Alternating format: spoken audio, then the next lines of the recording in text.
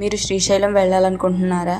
ఒకవేళ వెళ్తే ఈ ప్లేసులను మాత్రం అస్సలు మిస్ అవ్వకండి. శ్రీశైలంలో మొదటిగా చూడవలసినది దేశంలో ఉన్న 12 పవిత్రమైన జ్యోతిర్లింగాల్లో ఒకటైన శ్రీ మల్లికార్జున స్వామి ఆలయం.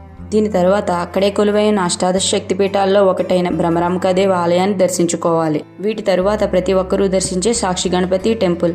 ఇక్కడ గణపతిని కోరిన కోరిక ఖచ్చితంగా నెరవేరుతుందని భక్తులు నమ్ముతారు.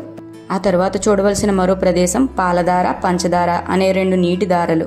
ఇక్కడ నీటిని తాగితే సర్వ రోగాలు నయమవుతాయని భక్తుల నమ్మకం. తరువాత హటకేశ్వరం కూడా శ్రీశైలంలో దర్శించదగ్గ ప్రదేశం. శివభక్తుడు కమ్మరి కేశప్పకు శివుడు కుండపంకిలో బంగారు లింగం రూపంలో ఇక్కడ కనిపించాడు.